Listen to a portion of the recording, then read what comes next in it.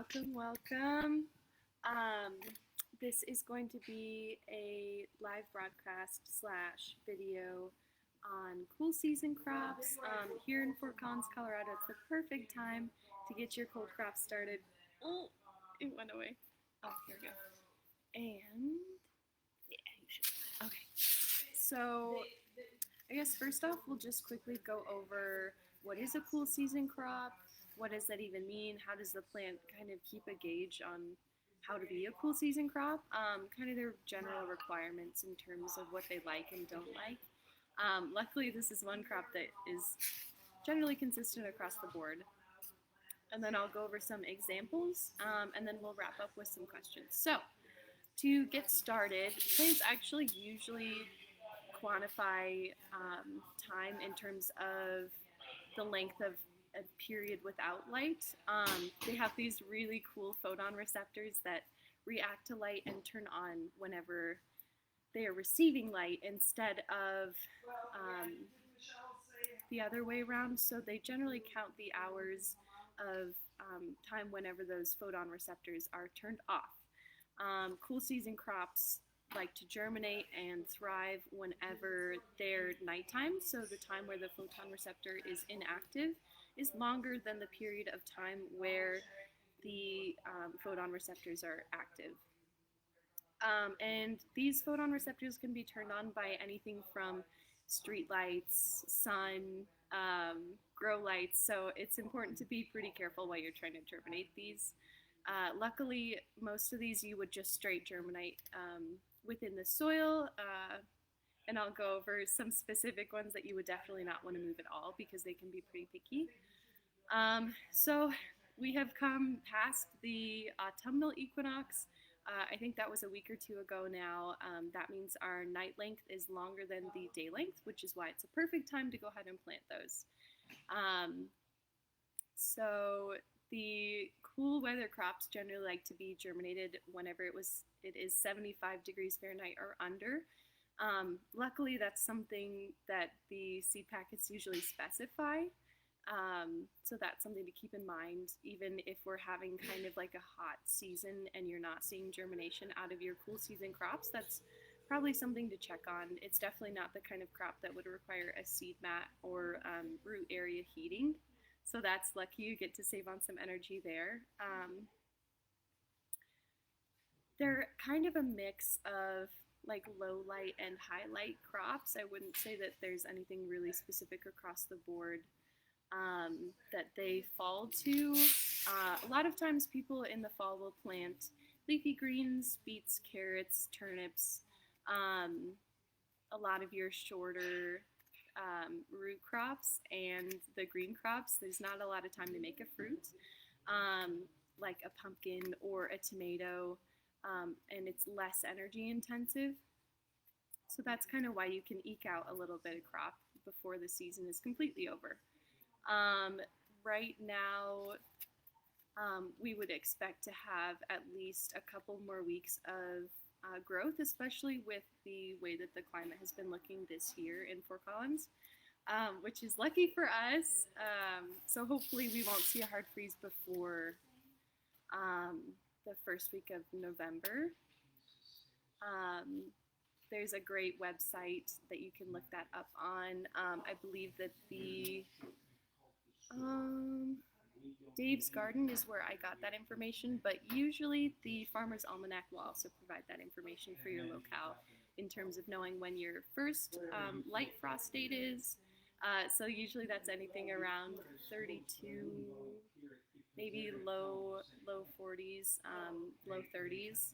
And then by the time it gets into the mid to low 20s, it's kind of over for anything a little bit too chilly to cultivate in the water, and then tends to do funky things. So we're looking at maybe 30 to probably no more than 30 days. So that's something to keep in mind as you're looking into starting some cool season crops, is to pick things that you will be able to see maturity in 30 days. That's what I would recommend. So I've got some examples here of seeds. I can definitely break down how to really quickly get what you would need to know off of these. Right now we just have the botanical interests, but usually we also carry Lake Valley. Every seed packet usually has a different string of information. You would hope that it's a little bit more standard, but the most important things are going to be the days to maturity, days to germination, just so you can keep track of what's not germinating, how long do I have to wait before starting to be concerned or starting to thin. So like here I've got the head lettuce, which you would just harvest right at the hilt, and then have a full head of lettuce in your fridge, which is awesome. Little Gem is the variety here, but they should perform pretty consistently across the board. Super nice. I don't know, I like romaine lettuce. I don't know if everybody does. But maturity would be around 20 to 30 days, which is perfect for what we're looking for. So you've got your lettuce. I picked out a kale blend. Maturity in, again, 20 to 30 days, no more. That's kind of what we're looking for. The other nice thing is that cool season crops, which are pretty quick to the jump, they tend to go a little bit bad towards the end of their season. So this kale packet says maturity at 55 days. That's way longer than we want, but they are kind of geared towards being done quickly, and by the end of that 55 days, if you had planted this in the spring, it usually would have bolted and not tasted as yummy. So it's always interesting how those synchronize. Let's see, should emerge in 5 to 10 days with the beets and the carrots especially. What I've noticed is that they can be pretty slow to germinate, and you really have to kind of hold on and wait before throwing the seed tray out and figuring like, oh, well, I must have gotten some bad seeds. I would also usually recommend, and this is an old farmer's trick, is soaking your seeds in water for 24 hours before planting. Seeds go through a process called imbibition. Whenever they are first beginning to germinate, it means that the seed coat has kind of sloughed off into the water, and they are receiving water to start those really essential seed processes. They start to breathe, they start to imbibe the cotyledon, the cute little first leaves that they'll make with water so that they can fill them up and kind of have a good reserve before they get their first leaves, their first true leaves going. So it's very cute, but I would always recommend soaking them beforehand. Yeah, so carrot, the smaller the better in terms of how late we are in the season right now. There are some that are super cute. They get like really chunky. I forget what the variety is called, but these are the red cord chantenay, and they would be awesome. We're looking, these would probably have to cover in the first week of November, and you'd have to probably pull them a little earlier than you might wish to. But I don't see that being a huge deal. At least the young carrots will be nice and tender and soft. Yeah, let's see. Yeah, like I said, the carrots especially are pretty slow to germinate, so you got to really hold on. The cold season crops generally like, and this is just an across the board generalization, they usually would prefer well-drained, rich in organic matter, loamy soil.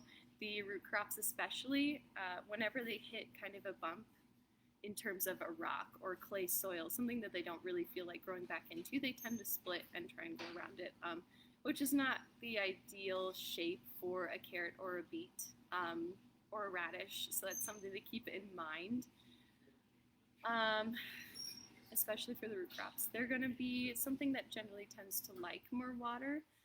Like I said, they kind of synchronize with the season where it's a time, both the spring and the fall, whenever you'd usually plant these, is going to be a time whenever we have more water. Most areas receive a spring rain season or a fall rain season like we have here. Generally, we receive a little bit more precipitation in the spring and the fall as opposed to the summer most years.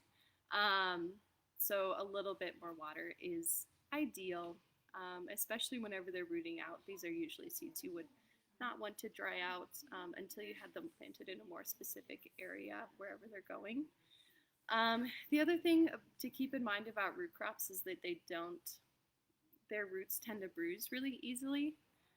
The carrots especially tend to bruise really easily. They don't like being moved. So this is something we usually recommend to direct seed. Or if you're seeding it in a seed tray, try and put them in really specific cells where you can kind of pop them in without kind of touching the roots hardly at all. They're just picky in that regard, and seeds that are transplanted will sometimes have more pests, especially the root crops. So that's something to keep in mind as you're looking into seeding out some root crops. I'm trying to think what else would be of interest. I guess I can do like a little wrap-up section and kind of touch on what we went over, and I think then we might call it even. So to wrap up, cool season crops like a long night length, so anytime after the autumn equinox is the perfect time to plant because that's usually whenever they are adjusted to know that it's the time to be planted. 75 degrees or less is ideal. They can tolerate a light frost, generally won't tolerate a hard freeze. Here, our first light frost should be coming up here soon. First hard freeze is usually around Halloween, first week of November for this area in Fort Collins specifically. These are crops you usually seed in the spring or fall, and it's usually something you direct seed. It's not worth the trouble to start them in a greenhouse. You're not trying to get a jump on the season so far, especially because seeding these in a greenhouse in the fall would mean seeding them during a hot part of the year where the greenhouse is probably pretty hot. The day length is longer than the night length, so on and so forth. So direct seeding is perfect, makes it much easier for you anyways. And people usually seed kale, spinach, arugula, any of your leafy greens, and a lot of the root crops will be sown right now. I guess you could tack in garlic there. We seed garlic right about this time of year, planting out the cloves, radishes, beets, turnips, and carrots. So with that, does anybody have any questions I can answer? Or you can always reach out to our Instagram DMs or Facebook Messenger. Yeah, I can't think of too much else. The nice thing is that the cold weather crops tend to take really good care of themselves. And besides the carrots, sometimes getting a carrot fly, they're pretty hardy in terms of receiving a light frost, handling a hard frost with cover sometimes. It really depends on what temperature you're expecting. And not too many pests, at least in my experience here. But yeah, thanks so much for joining. If you want to watch this back and take some more notes, I know it will be posted to our YouTube at Fossil Creek Nursery, so you can find us there and tons of other helpful information. But with that, I'm Abby, and thanks for joining, and we'll see you in the next video. Thanks.